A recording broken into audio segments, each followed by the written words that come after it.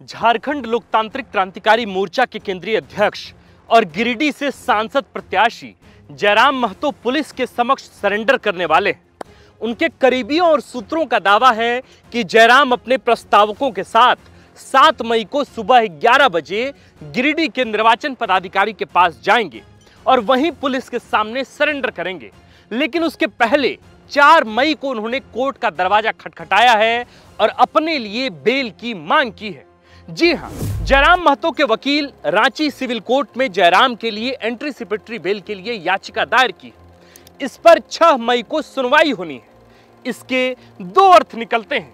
पहला, यदि जयराम महतो को बेल मिल जाती है तो वे आसानी से 7 मई को अपने प्रस्तावकों के साथ निर्वाचन पदाधिकारी के सामने जाएंगे और नामांकन पत्र को लेकर हुए संदेह को दूर कर सकेंगे। लेकिन यदि उन्हें बेल नहीं मिलती है तो भी वे 7 मई को गिरिडीह के निर्वाचन पदाधिकारी के दफ्तर जाएंगे और वहां से उन्हें अपनी गिरफ्तारी देनी होगी। दोनों ही केस में जयराम महतो गिरिडीह से प्रत्याशी बने रहेंगे और उनका जबरदस्त मुकाबला आजसू प्रत्याशी सीपी चौधरी और झामुमो प्रत्याशी मथुरा प्रसाद महतो से होगा।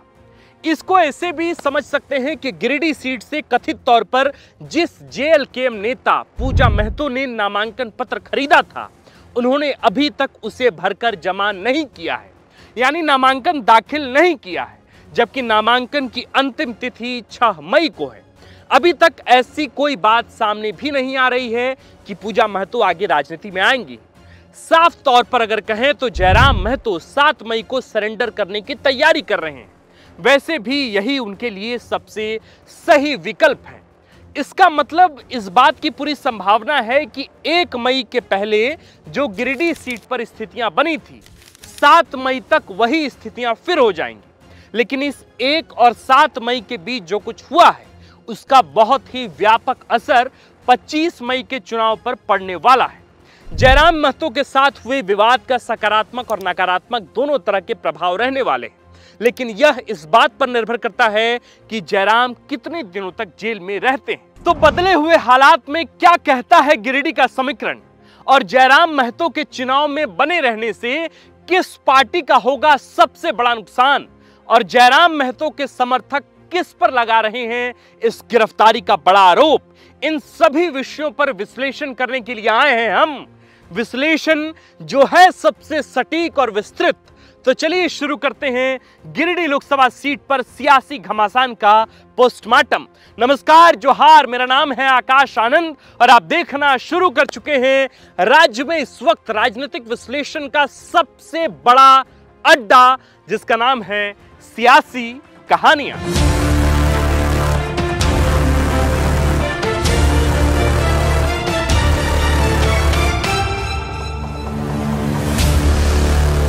एक मई को जयराम महतो को गिरफ्तार करने आई पुलिस को चकमा देकर भाग जाने के कारण जयराम महतो सहित उनके साथियों पर एक और एफआईआर दर्ज हो चुकी है। हालांकि यदि 2022 के मामले में कोर्ट से बेल मिल जाती है तो जयराम महतो के लिए यह एक बहुत बड़ी राहत होगी। वे आसानी से अपना चुनाव प्रचार कर सकेंगे और इस विवाद को भुनाकर लोगों की सहानुभूति भी काफी हद तक बटोर सकेंगे। लेकिन बेल नहीं मिलने की स्थिति में भी उन्हें सरेंडर करना पड़ेगा और बाद में बेल के लिए आवेदन देना होगा। लेकिन सवाल है कि इस बीच गिरिडीह की राजनीति में क्या कुछ बदला है और अब गिरिडीह की जनता क्या चाह रही है और उनका मूड इस वक्त क्या है। हम आपको पॉइंट दर पॉइंट यह समझाने का प्रयास करते हैं। गिरिडीह में महतो जाति के मतदाता 18% से अधिक हैं। वे प्रभावी भी हैं और उनके वोट से ही लगभग यह तय होता है कि यहां से कौन सांसद बन रहा है। अब तक के केस में 3 महतो प्रत्याशी थे और तीनों के अपने मुद्दे थे और अपने एजेंडे भी। लेकिन अब उनमें से एक बाकी 2 लोगों का विक्टिम है, यानी पीड़ित है।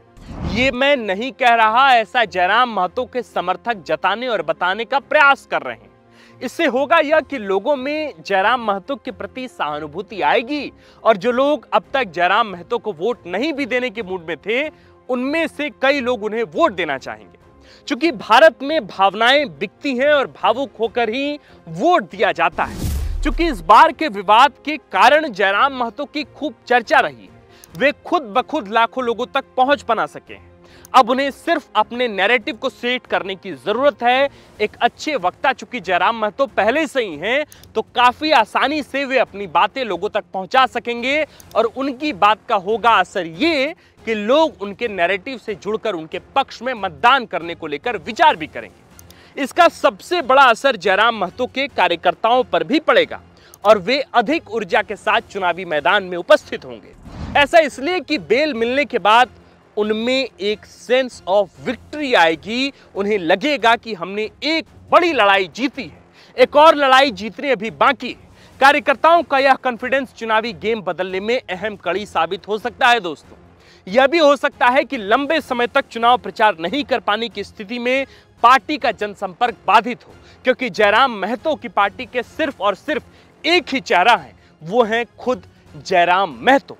उनका खामोश होना पार्टी का खामोश होना और उनका बोलना पार्टी का बोलना है। और फिलहाल 1 मई से वे खामोश हैं और फिलहाल पुलिस के शब्दों में कहें तो छुपे हुए हैं। सबसे बड़ा नकारात्मक प्रभाव यह है कि गिरिडीह सीट में तो वे शायद अपना प्रभाव फिर से वापस ले आए, लेकिन जिन अन्य सीटों पर उनकी पार्टी चुनाव लड़ रही है वहां जयराम महतो की कोई सभा या संबोधन नहीं हो सकी, जबकि पार्टी के सबसे बड़े चेहरे और सबसे सशक्त इकलौते स्टार प्रचारक होने के नाते उन्हें अपनी सीट के अलावा भी अन्य सीटों पर चुनावी दौरा करना चाहिए था। लेकिन परेशानी की बात यह है कि जिन सीटों पर जयराम महतो की पार्टी चुनाव लड़ रही है उन सभी सीटों पर 20 और 25 मई को वोटिंग है। यानी 25 मई को गिरिडीह में जयराम व्यस्त रहेंगे और अपना टूट चुका जनसंपर्क फिर से साधने का प्रयास करेंगे। इस बीच किसी भी अन्य सीट पर वे कोई सभा कर पाए इसकी गुंजाइश हमें बहुत कम लगती है। कहने को तो और भी बहुत सी बातें हैं जो इस विवाद से निकलकर छनकर सामने आती हैं, लेकिन उन सभी पहलुओं पर हम पहले बात कर चुके हैं दोस्तों, और आगे भी बात करेंगे ही। एक बात जो मुझे समझ नहीं आ रही वो यह कि इस पूरे मामले पर, पूरे प्रकरण पर मथुरा प्रसाद महतो या सीपी चौधरी की तरफ से अब तक कोई बयान सामने नहीं आया है। या तो किसी पत्रकार ने उनसे प्रतिक्रिया नहीं ली है या फिर उन्होंने खुद भी किसी तरह का बयान किसी सोशल मीडिया प्लेटफॉर्म या अन्य माध्यमों से हमारे बीच नहीं रखा है। हालांकि इससे कोई विशेष फर्क पड़ता तो नजर नहीं आता, लेकिन जयराम महतो के प्रतिद्वंदी इस विवाद पर क्या विचार रखते हैं यह हम समझ पाने में असमर्थ हैं। शायद आने वाले दिनों में वे जयराम को लेकर अपनी बात रखें। फिलहाल इतना तो जरूर है कि गिरिडीह की सीट पर जेएलकेएम की तरफ से जयराम महतो ही कैंडिडेट हैं और वे सरेंडर करने का विचार और बेल लेने की कोशिश कर रहे हैं।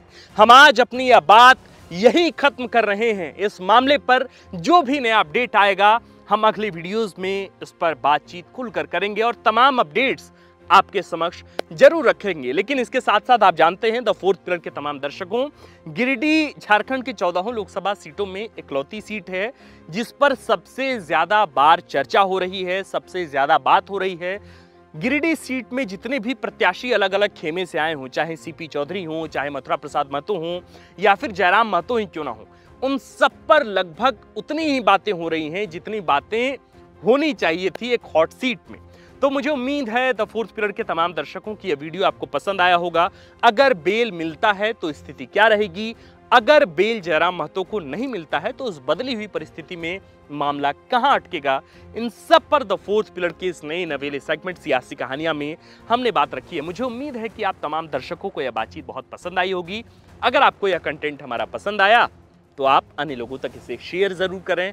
आप जानते हैं कि द फोर्थ पिलर का जो यूट्यूब का परिवार है वो 45,000 लोगों का परिवार हो गया है और देखते देखते हम आधा लाख की आबादी तक पहुंच पा रहे हैं। ये सिर्फ और सिर्फ आपका प्रेम है, आपकी मोहब्बत की वजह से। इस मोहब्बत को बरकरार रखिए क्योंकि झारखंड में लोकसभा का चुनाव 13 मई से शुरू हो रहा है।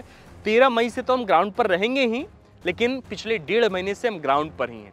हम घर नहीं गए, हम दफ्तर नहीं गए, हम कहीं नहीं गए। हम रिपोर्टिंग के लिए जमीन पर हैं, झारखंड के अलग अलग लोकसभा सीटों पर हैं। इस वक्त हमारी उपस्थिति खूंटी से है, तो खूंटी से भी कई वीडियोस आपको देखने को मिलेंगे। आप देख रहे थे द फोर्थ पिलर का नया नवेला सेगमेंट सियासी कहानियां। मैं हूं आपके साथ आकाश आनंद और कैमरे के पीछे हैं अतुल। शुक्रिया।